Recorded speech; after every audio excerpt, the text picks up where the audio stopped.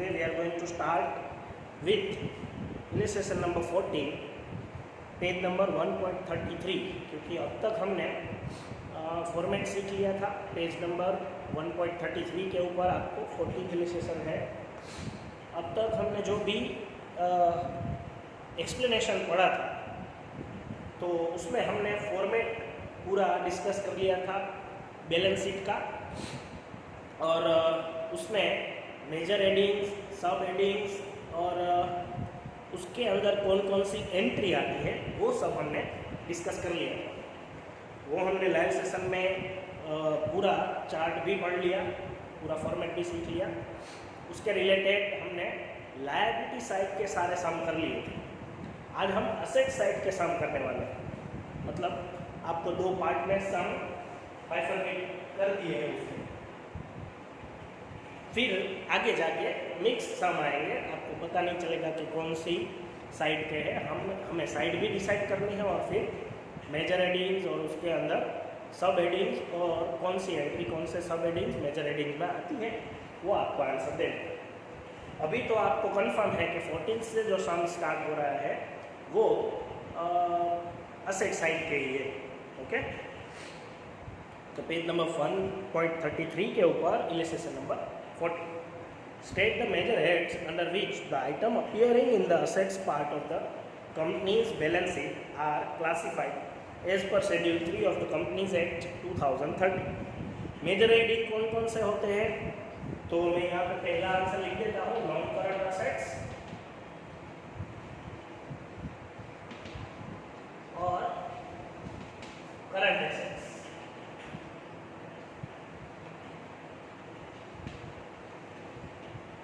Asset side के दो ही headings है, ये दोनों मेजर हेडिंग्स है, इसके अंदर सब हेडिंग्स आएंगे। Okay,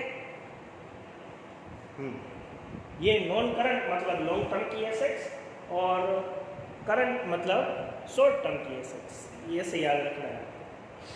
15. Name the sub heads under the head non current assets in the assets part of the balance sheet as per schedule 3 of the Companies Act 2013. तो वो भी मैं यहाँ पे लिख देता हूँ आपको। Fix assets, non current assets के अंदर कौन कौन सी एसेट्स आती है। फिक्स एसेट्स में टेंजिबल इंटेंजिबल दोनों पार्ट पड़ेंगे। Non current investment, deferred tax assets मैंने आपको कैंसिल करवाया है। Long term loans and advances, और लास्ट में other non current assets. Done. ये चार हेडिंग्स आपको याद रखने हैं, यही सीक्वेंस में याद रखना है। फिर next question illustration number 16. Name the sub heads under the heads fixed assets in the assets part of the balance sheet as per Schedule 3 of Companies Act 2013. उसमें टेक्स्ट बुक में 4 दिए गए हैं आपको, मैंने आपको 2 ही लिखवाया है, तो वो 2 ही याद कर लेना, सिर्फ टेंजिबल और इनटेंजिबल।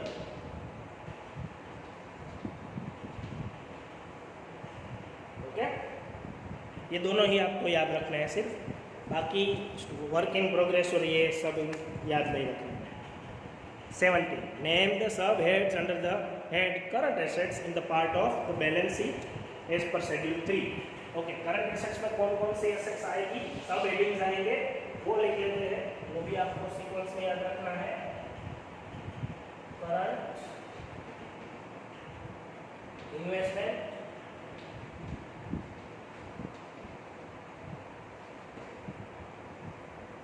इन्वेंटरी मतलब stock,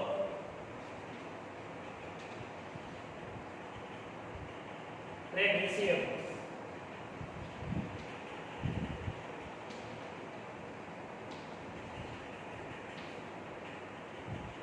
cash and cash equivalents, cash and cash equivalents.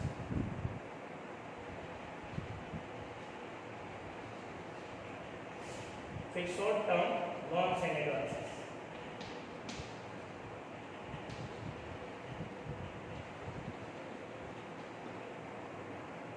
Other current assets।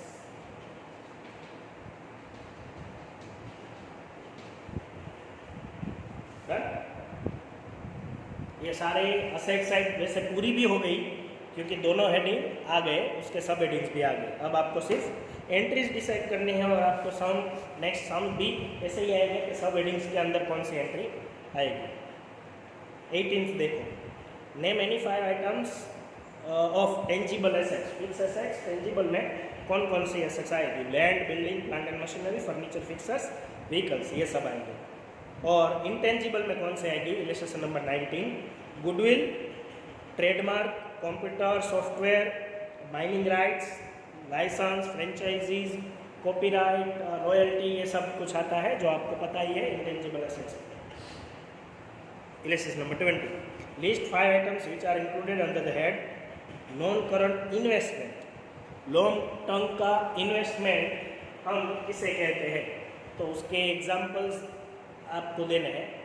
Investment in property, in preferences, mutual funds, in equity instruments, debenture और बॉन्ड्स, एक्सेट्रा एक्सेट्रा। ओके, कोई भी लॉन्ग टर्म का investment कौन सा है? वो fix deposit भी आता है इसमें। 21, list 5 items that are included under inventories. Inventories में क्या क्या आता है? यहाँ पे हम स्टॉक मानते हैं, इन्वेंटरी मतलब स्टॉक, लेकिन स्टॉक के अलावा भी कई सारी एंट्रीज कंपनी लेवल पे है। तो क्या है वो? Raw materials, work in progress, finish goods, stock in trade और लूज टूल्स। पहली 4 जो है वो स्टॉक के रिलेटेड ही है, मतलब याद रह जाएगी आपको। लेकिन एक जो लास्ट है वो आपको अलग से याद रखना है, लूज टूल्स। लूज टूल्स को भी हम इन्वेंटरीज में ले लेते हैं। 22, list 5 items that are included under current investment. Current investment मतलब शॉर्ट टर्म का इन्वेस्टमेंट। शॉर्ट टर्म का इन्वेस्टमेंट कहाँ करेंगे हम? Investment in equity instrument short term के लिए हो तो, प्रेफरेंसेस, गवर्नमेंट और ट्रस्ट सिक्योरिटीज, डिबेंचर और बॉन्ड्स एंड म्यूचुअल फंड्स। ये सारी एंट्री लॉन्ग टर्म में भी आई थी, लेकिन ड्यूरेशन याद रखना है आपको कि अगर कोई ड्यूरेशन 1 साल से ज़्यादा हो तो आपको नॉन करंट में लिखना है और 1 साल से कम हो तो करंट में लिखना है।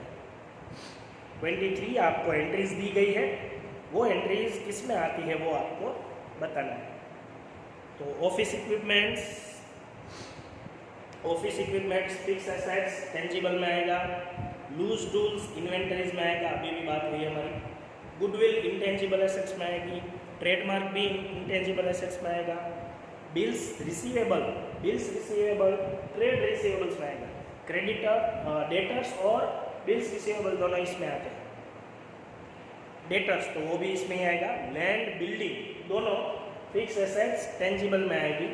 स्टॉक इन ट्रेड इन्वेंटरीज में। स्टोर्स एंड स्पेयर पार्ट्स तो वो भी इन्वेंटरीज में आएगा, stores and spare parts. Okay, loose tools का दूसरा नाम है। Furniture fix assets tangible, vehicles fix assets tangible. Advance to subsidiaries, अगर हम किसी और को एडवांस में कुछ पे करते हैं तो वो long term loans and advances में आएगा। सब्सिडरीज मतलब हमारी कोई कंपनी, उसको हम लॉन्ग टर्म के लिए ही देते हैं, वो आपको समझना है। Cash at bank, cash and cash equivalents, cash in hand भी उसमें ही आएगा। वर्क इन प्रोग्रेस मशीनरी है तो वो कैपिटल वर्क इन प्रोग्रेस जो मैंने आपको अकाउंट डिलीट करवाया, मतलब वो हेडिंग नहीं लिखना है, तो आप इसमें लिख सकते हैं फिक्स एसेट्स टेंजिबल में, क्योंकि मशीनरी है इसलिए।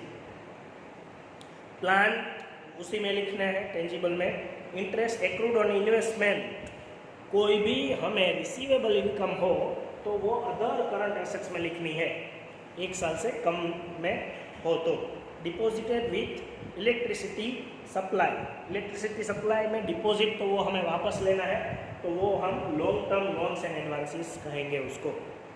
ओके, 24 से आगे हम लाइव सेशन में सोल्व कर लेंगे। एक बार में ये 35 तक हो जाएंगे, 37 तक सॉरी। उसके बाद हम इसमें प्रॉफिट एंड लॉस अकाउंट करेंगे। ये लास्ट है, ये फॉर्मेट और profit and loss account format 2 ही आपको सीखने हैं। Okay, thank you.